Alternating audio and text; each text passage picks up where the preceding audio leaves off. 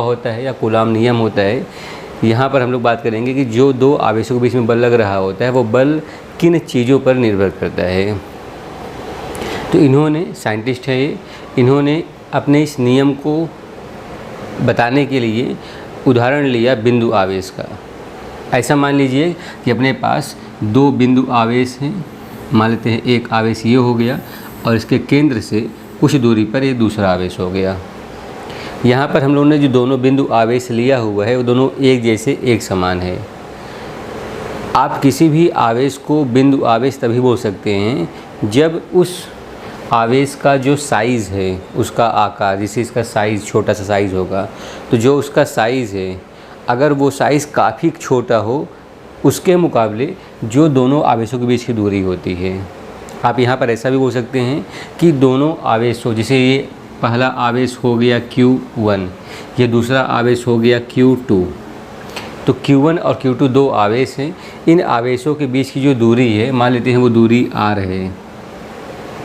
तो अगर ये दूरी इन आवेशों के साइज़ के मुकाबले काफ़ी ज़्यादा है तो मैं इन दोनों आवेशों को क्या बोल सकता हूँ, बिंदु आवेश। तो यहाँ पर कूलम ने दो बिंदु आवेश लिया और ये जानने का प्रयत्न किया कि अगर मैं इन दोनों आवेश को निर्वात में, निर्वात का मतलब यहाँ पर हम लोग लेते हैं मुक्त आकाश, जिसको आप लोग वैक्यूम बोलते हैं, तो अगर इन दोनों आवेश को निर्वात में कुछ r दूरी पर रखते हैं तो किस तरह का बल लगेगा और वो बल किन किन चीज़ों पर निर्भर करेगा। तो एक ही तरह के प्रयोग को उन्होंने कई बार दोहराया। जैसे उन्होंने r का मान समान रखा, मान लीजिए कि r का मान उन्होंने रखा 1 मीटर, और जो यहाँ पर Q1 और Q2 है उनका मान जो है बदलते रहे। पहले दोनों को 1 1 रखा मान लेते हैं, फिर एक को 1 एक को 2 रखा, फिर एक को 1 एक को 3 रखा, फिर दोनों को 2 2 रखा, मतलब कि अलग अलग जोड़ी में उनका मान रखते गए। और उन्होंने ये देखा कि इन दोनों आवेशों पर एक दूसरे की वजह से जो बल लग रहा होता है, मान लेते हैं बल F लग रहा है, वो बल दोनों आवेशों के गुणनफल का अनुक्रमानुपाती है, मतलब डायरेक्टली प्रोपोर्शनल। तो जब उन्होंने r के मान को, दोनों आवेशों के बीच की जो दूरी है, जब उसको उन्होंने फिक्स रखा, उसको नहीं बदलने दिया, उसको नहीं बदला और आवेशों के मान को बदलना शुरू किया, तो उनको ये समझ में आया कि दोनों आवेशों के बीच में जो एक दूसरे के ऊपर बल लग रहा है वो बल दोनों आवेशों के गुणनफल के अनुक्रमानुपाती है, जिसको बोलते हैं डायरेक्टली प्रोपोर्शनल। उसके बाद उन्होंने क्या किया, दोनों आवेशों का मान समान रखा, मतलब कि उनका जो मान है उसको चेंज नहीं किया, और जो बीच की दूरी है उसको उन्होंने बदलना शुरू किया। बीच की दूरी को बढ़ाया, बीच की दूरी को कम किया, तो उन्होंने ये देखा कि दोनों आवेशों के बीच में जो बल लग रहा है वो बल बीच के दूरी के वर्ग के व्युत्क्रमानुपाती है। तो यहाँ पर व्युत्क्रमानुपाती आया और यहाँ पर अनुक्रमानुपाती आया। यानी आप यहाँ पर ये बोल सकते हैं कि जो बल है वो हो जाएगा दोनों आवेशों के गुणनफल के अनुक्रमानुपाती और दोनों आवेशों के बीच के दूरी के व्युत्क्रमानुपाती। अब अगर मैं इसको यहाँ से हटा देता हूँ, इसको हम लोग प्रोपोर्शनल बोलते हैं, तो ये हो जाएगा F बराबर एक नियतांक यहाँ पर आ गया, मान लेते हैं K Q1 Q2 बटे R²। तो जो दो यहाँ पर आवेश हैं, आवेश Q1 और Q2, इन दोनों आवेशों के बीच में जो बल लगता है वो बल का ये हो गया फॉर्मूला, F बराबर K Q1 Q2 बटे R², जहाँ पर R क्या है, दोनों आवेशों के बीच की दूरी। अगर आप ये समझना चाहते हैं कि कूलम को कैसे समझ में आया कि किसी एक पिंड में कितना आवेश है, तो ऐसा आप मान लीजिए कि उन्होंने एक गोला लिया और माना कि इस गोले में कुल आवेश Q है, और ठीक ऐसा ही एक दूसरा गोला लिया जो अनावेशित है, मतलब कि इसके पास कोई भी आवेश नहीं है। ये गोला और ये गोला समान है, दोनों एक जैसे हैं, दोनों की त्रिज्या सेम है, दोनों सब कुछ सेम है, सिर्फ इसके पास कुछ आवेश हैं, मान लेते हैं Q आवेश है और इसके पास कोई भी आवेश नहीं है। इन्होंने क्या किया, दोनों गोले को एक दूसरे के संपर्क में लाए, दोनों को एक दूसरे से टच कराए। जब उन्होंने उसको टच कराकर दूर लेके गए तो उनको पता है कि जब इन दोनों गोलों को आपस में टच करेंगे तो एक गोले से दूसरे गोले में आवेश का स्थानांतरण होगा, यानी आवेश जो है वो यहाँ से यहाँ बहना शुरू करेगा। आगे हम लोग बात करेंगे कि एक गोले से दूसरे गोले में या एक पिंड से दूसरे पिंड में आवेश कब तक प्रवाहित होता है। यहाँ पर सिर्फ आप इतना समझिए कि यहाँ से यहाँ पर आवेश जो है वो स्थानांतरण हुआ। जब इनको संपर्क में लाकर दूर लेके गए तो क्योंकि दोनों गोलों का आकार एक समान था तो यहाँ पर आवेश रह गया Q/2, यहाँ भी रह गया Q/2।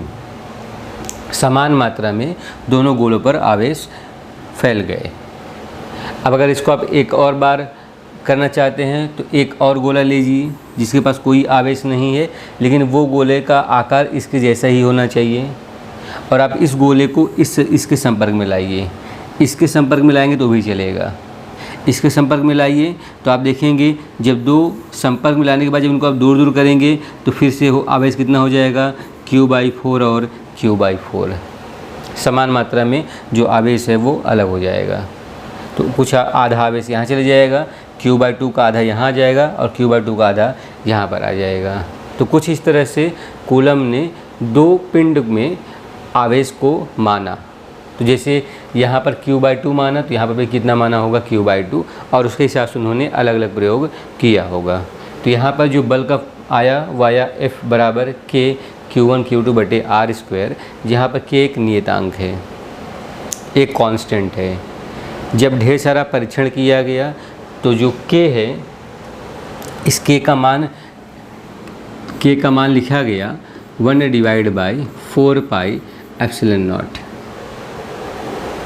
अगर आप पूरा K का बोले, जो हम लोगों ने जिसको एक नियतांक माना हुआ है, तो इस K का मान होता है 9 × 10⁹ न्यूटन मीटर स्क्वायर पर कूलम स्क्वायर। ये पूरा K का मान है। तो अगर मुझे कोई एक क्वेश्चन, कोई एक न्यूमेरिकल सॉल्व करना रहा तो वहाँ पर मैं इस वैल्यू का यूज़ कर सकता हूँ। लेकिन इसमें जो ये लिखा गया है इसको हम लोग पढ़ते हैं ε0।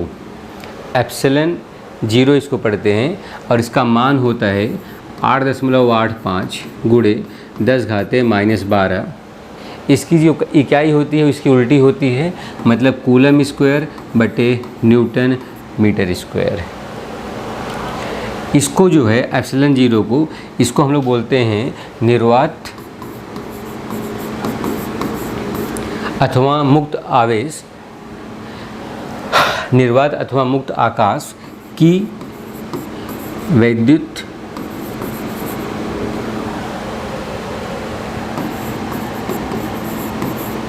शीलता। निर्वात की विद्युतशीलता इसको हम लोग बोलते हैं। इसका ये फिक्स वैल्यू होता है 8.85 × 10⁻12। तो अगर आप इसको लिखते हैं बल के फॉर्मूले में तो बल का फॉर्मूला लिखा जाएगा 1/Q1 Q2 बटे R²। अब क्योंकि यहाँ पर जो बल है वो बल आवेश पर निर्भर करता है। Q1 Q2 क्या है, आवेश है, तो आवेश पर निर्भर करता है। तो अगर मान लेते हैं Q1 को हम लोगों ने Q2 के बराबर लिया और उसको हमने लिखा 1 कूलम। कूलम क्या होता है, कूलम जो होता है वो आवेश की इकाई होती है, तो 1 कूलम लिखा गया। तो जब आप इनको यहाँ पर रखेंगे और जो R है उसका मान रखेंगे 1 मीटर, यानी यहाँ पर 1, यहाँ पर 1, यहाँ पर भी 1, तो ये पूरा जो है ये 1 हो जाएगा, तो सिर्फ ये रह जाएगा। और इसका मान कितना होता है, ये वैल्यू होता है। तो ऐसे कि इसमें जो बल आता है वो कितना आता है, वो आता है 9 × 10⁻9 न्यूटन। कहने का मतलब ये है कि अगर एक कूलम का कोई आवेश है जो दूसरे एक कूलम के आवेश से 1 मीटर की दूरी पर है, तो ये दोनों एक दूसरे पर इतना बल आरोपित करेंगे। अगर जैसे इसको भी आपने धनात्मक और इसको भी धनात्मक लिया हुआ है तो दोनों एक दूसरे को प्रतिकर्षित करेंगे। कितने बल से प्रतिकर्षित करेंगे, 9 × 10⁻9 न्यूटन। और इसी उदाहरण के सहायता से आप 1 कूलम को परिभाषित भी कर सकते हैं। कैसे कर सकते हैं? आप बोल सकते हैं 1 कूलम का आवेश वो आवेश की मात्रा होती है जो उसी परिमाण के बराबर के दूसरे आवेश को जो 1 मीटर की दूरी पर रखा हुआ है उसको इतने बल से 9 × 10⁹ न्यूटन के बल से प्रतिकर्षित करती है। तो ये कौन हो गया, किसका परिभाषा हो गया? 1 कूलम। अब क्योंकि यहाँ पर हम लोग बात कर रहे हैं बल के बारे में और हम लोग ये बात जानते हैं कि जो बल होता है वो एक सदिश राशि होती है। सदिश राशि का मतलब क्या होता है? जैसे आपने ऐसा बल लिखा हुआ है तो आप इसके ऊपर इस तरह का एक तीर बनाते हैं, एक एरो बनाते हैं। ये एरो बताता है कि जो बल है वो एक सदिश राशि है, मतलब ये एक वेक्टर क्वांटिटी है। और अगर ये एक सदिश राशि है इसका मतलब कि अगर मान लीजिए ऐसा लिखा हुआ है F बराबर 30 न्यूटन I कैप, ये जो यहाँ पर I कैप लिखा हुआ है, I कैप, इसको कैप बोलते हैं, टोपी, I कैप, तो इस पूरे को बोला जाता है एकांक सदिशी। यहाँ पर जो एकांक है उसका मतलब होता है यूनिट। यूनिट मतलब 1। एक ऐसी सदिशी जिसका मान 1 के बराबर होता है उसको हम लोग क्या बोलते हैं? एकांक। और क्योंकि यहाँ पर ऐसा I लिखा हुआ है तो ये I बताता है x दिशा। जैसे आप x, y और z 3 दिशा जानते हैं तो x के लिए हम लोग सदस्य में I यूज़ करते हैं। वहीं पर अगर यहाँ पर ऐसा j लिखा हुआ रहेगा या j कैप लिखा हुआ रहेगा तो इसको हम लोग y के लिए यूज़ करेंगे। अगर यहाँ पर ऐसा k लिखा रहेगा तो उसको हम लोग z के लिए यूज़ करते हैं। तो सदिश में x, y और z को जो लिखने का तरीका होता है वो I, j और k होता है। ऊपर जो ऐसा बना रहता है इसको कैप बोला जाता है, कैप बोलते हैं। ये बताता है कि ये कौन सा सदिशी होगा? एकांक सदिशी होगा। और अगर एकांक सदिशी है तो उसका मान कितना होता है? 1 होता है। अब क्योंकि हम लोग को ये बात पता है कि जो बल है वो एक सदिश राशि है, तो किसी बल को सदिश के फॉर्म में कैसे लिख सकते हैं वही हम लोग देखते हैं। ये जो चित्र है आपके बुक में दिया हुआ है, आप इसको वहाँ से भी देख सकते हैं। देखिए जैसे यहाँ पर मान लेते हैं एक बिंदु है, बिंदु O, और इस बिंदु से कुछ दूरी पर, कितना दूरी है मान लेते हैं R1 वेक्टर। ध्यान रखिएगा, आप जब बुक में देखेंगे तो ये जो R1 है वो मोटे अक्षर में लिखा हुआ है।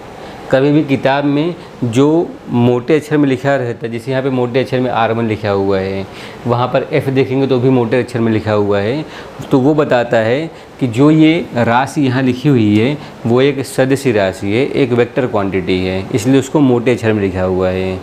लेकिन किताब में जब आप अपने कॉपी में लिखोगे तो अपने कॉपी में आप उसको ऐसा लिख सकते हो, ऐसा R1 लिख के ऊपर ऐसा एरो बना देंगे, तो इसका और उसका मतलब एक ही होता है। तो यहाँ पर 0 से R1 दूरी पर कोई एक बिंदु है जहाँ पर एक आवेश है Q1। ठीक उसी तरह से जो ये बिंदु है 0 या O, इस बिंदु से R2 दूरी पर एक दूसरा आवेश है, मान लेते हैं ये आवेश है Q2। आवेश 1 से आवेश 2 की दूरी, ध्यान रखना मैं बोल रहा हूँ आवेश 1 से आवेश 2 की जो दूरी है वो ये दूरी हो गई। कहाँ से? 1 से 2, तो इसको लिखा जाता है R21। तो जो ऐसा लिखा गया है R21, इसको बोलते हैं आवेश 1 से आवेश 2 की तरफ। तो जब हम लोग आवेश 1 से आवेश 2 की तरफ जाते हैं तो उसको हम लोग इस तरह से दर्शाते हैं, और इसको आप लिख सकते हैं R2 minus R1, R2 minus R1।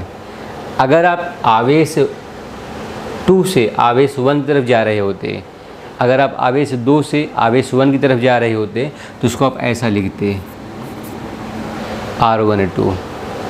हमेशा ध्यान रखिएगा R12 की जो दिशा होती है वो R21 की दिशा से उल्टा होती है। जैसे R21 कहाँ से कहाँ जा रहा है, 1 से 1 से 2 की तरफ। तो जैसे R21 1 से 2 की तरफ जा रहा है, वैसे ही R12 2 से 1 की तरफ के लिए बनाएंगे। तो दोनों की क्योंकि दिशा विपरीत होती है, इसलिए यहाँ पर हम लोग यूज़ करते हैं माइनस साइन। तो जो यहाँ पर नेगेटिव का एक साइन यहाँ पर चिन्ह हम लोग यूज़ करते हैं, वो नेगेटिव का चिन्ह बताता है कि इन दोनों की दिशा विपरीत है। लेकिन देखिए बीच में बराबर साइन आया हुआ है। बराबर का मतलब ये हुआ दोनों का मान सेम होगा। अगर इसका मान है, मान लेते हैं 5 सेंटीमीटर, तो इसका मान भी 5 सेंटीमीटर होगा। लेकिन जब हम लोग उसको दिशा के साथ बताएंगे तो दोनों की दिशा विपरीत होगी। एक होगा 2 से 1 की तरफ और एक होगा 1 से 2 की तरफ। अब आप जैसे यहाँ पे देख सकते हैं, यहाँ पर R21 है, यहाँ पर देखिए R21 है, ये जो एरो है एरो ऐसा बना हुआ है। और देखिए कहाँ से कहाँ जा रहा है, 1 से 2 की तरफ। तो जैसे आपने यहाँ पर बिंदु आवेश Q1 और Q2 लिया हुआ है। अब आपको अगर यहाँ पर बल की दिशा बतानी है कि बल किस तरफ लग रहा है पहले आवेश पर, तो आवेश 1 पर बल 2 की वजह से लगेगा, क्योंकि दोनों सजाती हैं, दोनों प्लस प्लस लिया हुआ है यहाँ पर, तो दोनों एक दूसरे को प्रतिकर्षित करेंगे। तो ऐसे केस में ये इधर भागेगा। तो पहले आवेश पर बल लगा, तो बल लगा आवेश 1 पर। कौन लगाया, आवेश 2। इस तरह से अगर आप यहाँ देखेंगे तो जो आवेश 1 है वो 2 को प्रतिकर्षित करेगा, धक्का देगा। तो लिखा जाएगा बल आवेश 2 पर लगा। कौन लगाया, आवेश 1। इस तरह से अगर इसको आप लिखते हैं तो आप लिखेंगे F21 बराबर, बल का फॉर्मूला क्या लिखा था हमने, 1 इस तरह से 1 divide by 4 pi epsilon not. उसके बाद Q1 Q2 बटे दोनों के बीच की दूरी कितनी है, R21, तो R21। जब आप यहाँ पर ऐसा लिखेंगे तो R21 का स्क्वायर है, तो यहाँ पर अब स्क्वायर लिख दीजिए और यहाँ पर R⁻21। तो ये R⁻21 क्या बता रहा है, ये बता रहा है 1 से 2 की तरफ दिशा। अगर आप यहाँ पर 1 2 लिखेंगे तो यहाँ पर 1 2 आ जाएगा। तो वो ज़्यादा नहीं है, आपको ये पता होना चाहिए ऐसे इसको लिखा जाता है। तो क्योंकि जो बल है वो एक तरह का सदस्य राशि है, तो उसको हम लोग सदस्य के टर्म में इस तरह से लिख सकते हैं। आप यहाँ भी देख सकते हैं, जैसे यहाँ पर ये दोनों बल एक दूसरे को प्रतिकर्षित कर रहे हैं, वैसे यहाँ पर एक दोनों को क्या कर रहे हैं, आकर्षित कर रहे हैं। यहाँ पर देखिए Q1 Q2 ऐसा लिखा हुआ है, Q1 Q2 इस तरह से, क्योंकि अगर दोनों धनात्मक होंगे तो आपको दोनों, जब आप दोनों का गुणनफल निकालेंगे तो आपको आंसर धनात्मक में आएगा। दोनों अगर ऋणात्मक होंगे तो भी आप जब उनका गुणनफल करेंगे तो आपको आंसर किस में आएगा, धनात्मक आएगा। और जो धनात्मक संख्या होती है वो हमेशा 0 से बड़ी होती है, तो 0 से बड़ी होती है। अगर दोनों एक दूसरे को आकर्षित कर रहे हैं तो एक धनात्मक होगा और एक ऋणात्मक होगा। और अगर एक धनात्मक और एक ऋणात्मक है तो जो इनका गुणनफल आएगा वो 0 से छोटा, मतलब कि ऋणात्मक में आएगा। ऋणात्मक क्या होता है, 0 से छोटा होता है। आगे हम लोग बात करेंगे कि फिजिक्स में धनात्मक और ऋणात्मक का और क्या मतलब होता है, क्योंकि यहाँ पर हम लोग धनात्मक और ऋणात्मक को हम लोग बल से भी मापते हैं। तो कैसे मापते हैं हम लोग उस बारे में आगे बात करेंगे।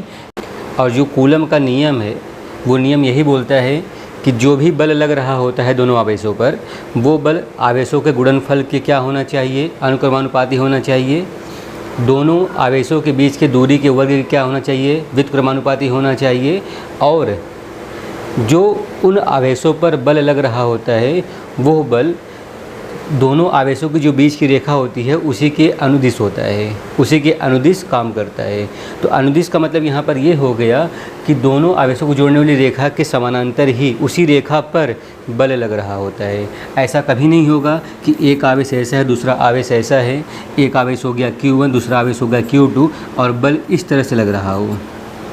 दोनों आवेशों को जोड़ने वाली रेखा के लंबवत बल नहीं लगेगा, क्योंकि वहाँ पर अनुदिश बोला गया है। इसका मतलब कि दोनों आवेशों को जोड़ने वाली जो रेखा है उसी रेखा पर बल लग रहा होगा, या तो बाहर की तरफ या तो अंदर की तरफ। तो ये होता है कूलम नियम।